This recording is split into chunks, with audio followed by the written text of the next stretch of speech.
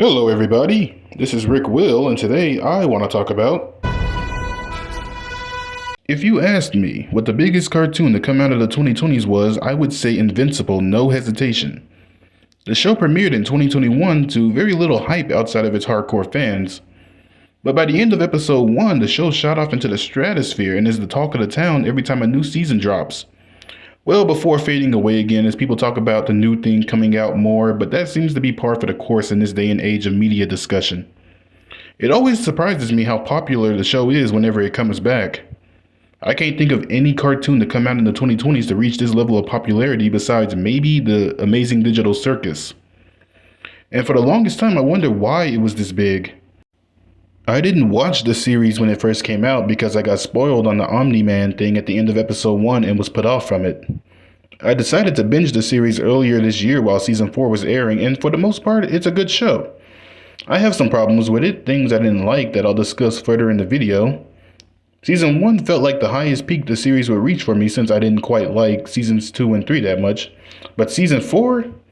Now I'm locked in for the long haul, and it's scraping at the door of top 20 favorite cartoons of all time. This isn't a formal review where I break everything down into categories and grade each of them or anything like that. This is just what I think about.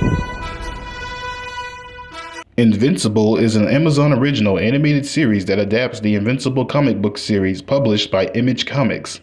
The series revolves around Mark Grayson, a teenager with a human mother and alien father. His father belonging to a race of superpowered aliens called Viltrumites and living on Earth working as the superhero Omni-Man.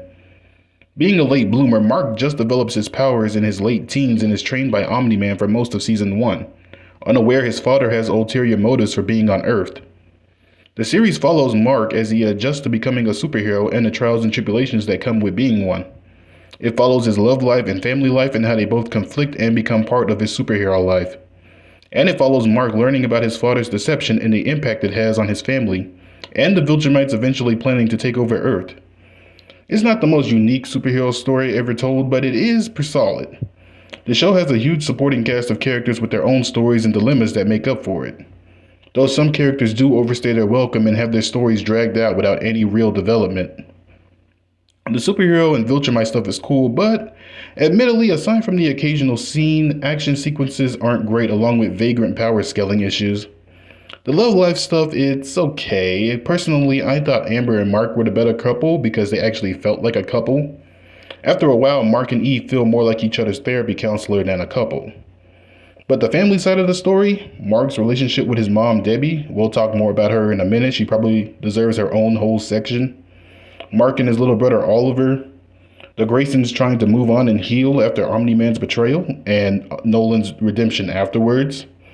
That's the most gripping part of the story to me and the thing I'm most invested in. But with all that said, the characters in general are by far the strongest part of the show. In particular, I want to highlight a few characters that stand out the most to me, starting with my glorious king Donald Walcom Down Ferguson. Donald is the assistant to Cecil, the leader of Earth's defense unit, including superheroes and military technology. Donald probably best personifies what it means to be a hero out of anyone else in the story, including the main character, Mark. In season 1, Omni-Man goes on a rampage and finds out Cecil has been spying on him from a house in his neighborhood. Donald presumably dies after blowing himself up, hoping to take Omni-Man out with him. But he appears at the end of season 1 and beginning of season 2 with no explanation on how he survived. He finds out that most of his body isn't human anymore and he's more machine than man.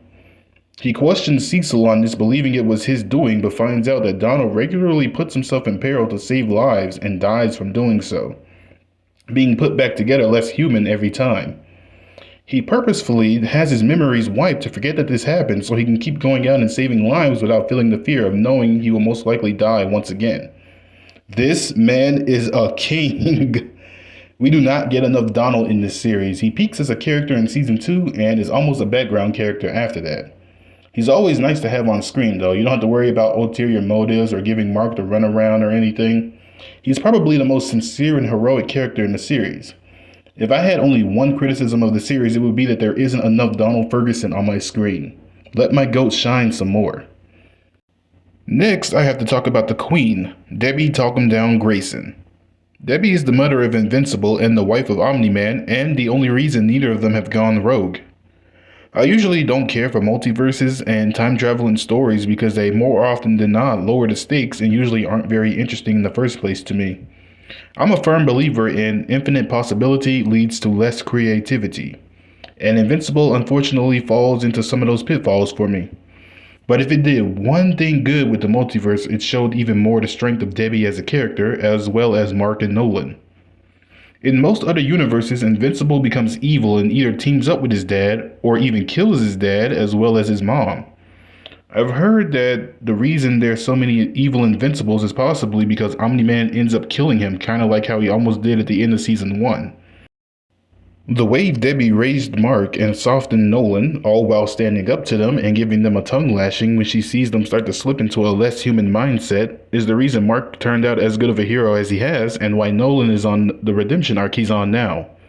She's not the strongest character in the show, in fact she might be one of the weakest physically, but the integrity of her character and willingness to do the right thing no matter who's staring her down makes her maybe the most admirable and respected character in the series.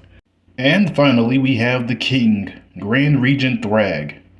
When season 4 was coming out, people were clowning Thrag, me included. Mocking his voice, his obsession with Argos skull, the Viltrumites running away from the Coalition. He was on Fraud Watch and people thought the comic book readers were hyping him up for nothing. All it took was 2 episodes to shut us up. This man is a demon. Genuinely might be the coldest cartoon villain since Amon. I've never legitimately apologized to a fictional character before, but I had to for Thrag. I was playing with his name, I admit. I've had nightmares about this man, that's how bad it was. But anyway, Thrag is the leader of the Viltrumites, taking over after their leader Argol was assassinated by Thetis, a Viltrumite who realized the Viltrumite cruelty and oppression of other planets needed to be stopped. Thrag's first order of business was a free-for-all to weed out weak Viltrumites so they can be leaner and stronger and bounce back from this setback. They continue to thin their numbers like this, including leaving children to die who can't survive on their own and forcing them to fight their parents for the right to live past their teenage years. Despite all this cruelty and straight-up deranged decision-making, Thrag is such an interesting character. He truly loves Viltrum and wants them to thrive and believes weeding out the weak and pushing forward is what's needed for Viltrum to survive. He doesn't take pleasure in fighting like other Viltrumites like Conquest do. In fact, he'd rather spare Mark than lose any more Viltrumites after Thetis wiped most of them out with the Scourge virus years ago.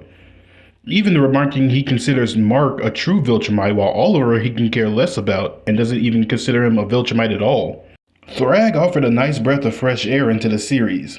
The series always feels ramped up to 11 like there's always some world-ending event happening. It's hard to take the stakes serious when it's always the fate of the world at stake or always a cataclysmic event every other episode. So much so that when Mark had that nightmare of the Viltrumites showing up to Earth, I wasn't even shocked. I was like, oh, here we go again, I guess. What Thrag actually did was so much better. After Nolan, Mark, and Thetis destroy Viltrum and escape from Thrag, except Thetis, Mark spends the whole final episode of the season paranoid about Thrag showing up to Earth and doing the same thing to him. Instead, Thrag appears before him and offers a truce. He says the Viltrumites will not harm or aid Earth in any way. They'll simply fade into human civilization and use them to breed and rebuild their race. And if Mark refuses, they'll destroy the planet and forcefully breed with humans instead. No matter what, Thrag promises he will rebuild his race. Mark, of course, agrees because he has no other choice at the moment, and that's how season 4 ends. Thrag came and changed everything about this series to me. It went from a show I liked decently well, but mainly for the family dynamic stuff, to actually being locked in on the plot. I need to see how Mark can possibly beat this guy, if he even will beat this guy. I don't know where the story goes from here, but all I know is for Mark to face the challenges ahead, he truly will have to be invincible. With all that being said, I'm Rick Will, and I thank you all for watching, and I'll see you guys next time. Goodbye.